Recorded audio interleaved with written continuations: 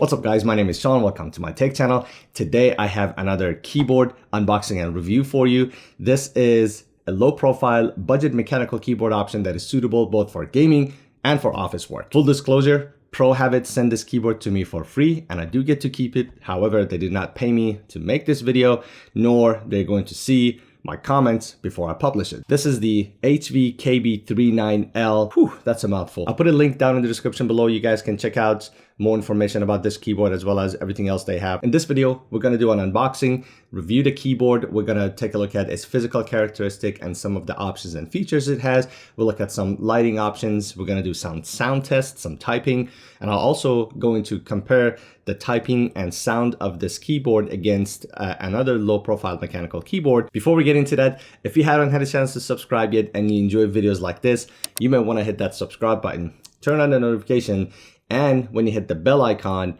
make sure to change that to all because that's the only way you'll be notified for my future videos. So the unboxing experience is pretty straightforward. It comes in this really nice sleeve. Once you take it out, you're presented with this orange Havit keyboard box. And when you open it up, you have the keyboard at the top.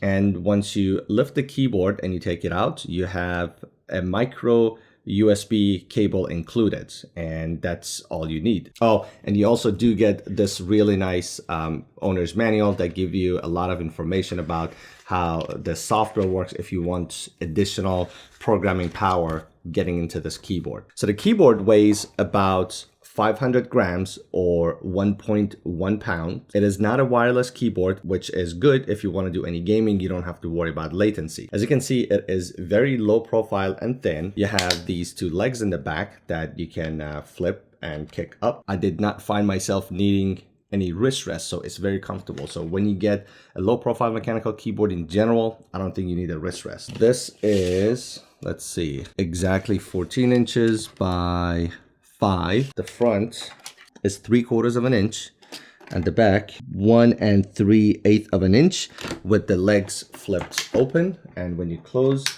it is just shy of 1 inch. Oh, I forgot to mention, this is an 87 key keyboard, or known as 80% keyboard, or known as 10 keyless keyboard. This is a full-size keyboard minus the numpad section. This is personally my favorite size keyboard. This keyboard has per key lighting. However, these are not RGB. The color that this has are kind of like a teal color, which I really like.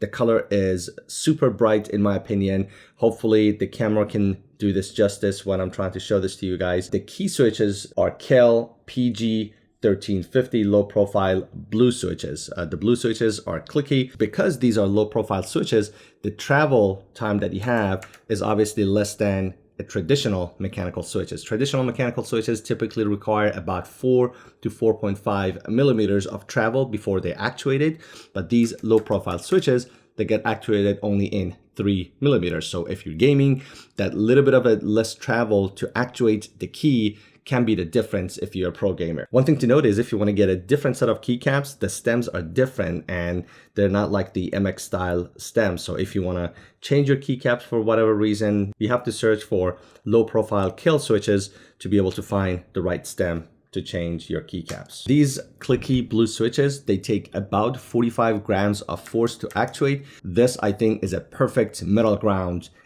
You do feel a little bit of a pressure that will give you that satisfaction and response, tactile response back when you press a key, but also it's not too heavy and it's not too light. All right, so first we're gonna do a quick sound check. Oh, this sounds really nice.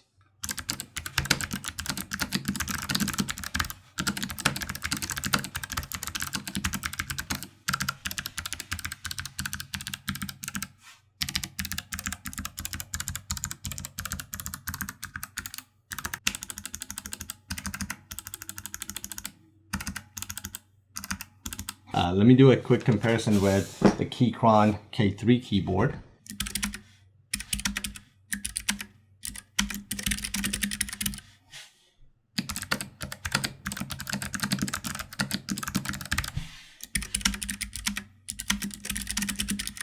They both have clicky blue switches.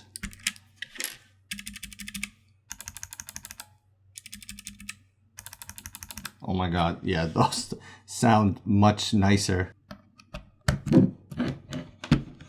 So obviously I have this massive light hitting the keyboard right now, so I'm not sure how well the camera is picking up the light, but it is, trust me when I tell you this, it is super bright. Yeah, this is a really gorgeous teal.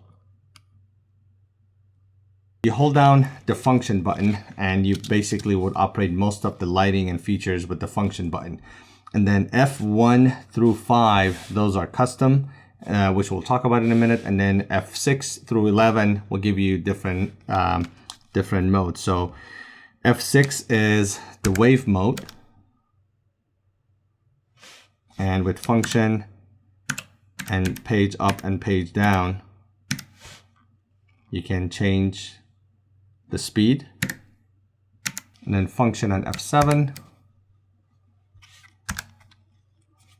that's the what did they call it, ripple mode.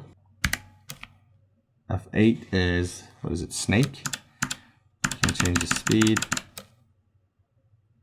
And then some of the speeds, they have 10 levels, some of them they have 5. But change the speed, you hold down the function and then page up and down. And then F9, that's the trail mode. F10, that's breathing. And then F11 is just constant light. If you just want it to be on, that's what you would do. Now let's check out the programming. So it says you hold down function and F12, and then you will see F1 through F5 will be flashing. So that's in that shows you the programming mode. So you press one of them. So let's say F1. Now I think we can start drawing a pattern of whatever we need. So, and then once I'm done, I will hit function and F12 to save it. So now if I hit, so let's say if I hit function and F1, I have the pattern that I just created. So you can go ahead, put this in game mode and office mode. And the way you will do that is you hold down the function button and hit print screen. And as you can see, that light would go on and off. So when the print screen light is on, it is in a game mode. And then when it's off, it's in the office mode. And in the game mode, you can actually set different macro functions, and the Windows button can be locked. In order for you to set up those macro buttons, you need to have the driver to set it up. And when you're in the game mode, at a minimum, you can go ahead and lock the window button. So once you hold on the function and print screen, once that's lit, you can go ahead and hold on the function and hit the window button to go ahead, lock or unlock that. All right, guys, so this was it. Let me know, what do you guys think about this keyboard? Look, at the end of the day, you got to know what you're getting, right? This is not an RGB. It only offers one color. So if you have to have an RGB, take a look at some of the other options.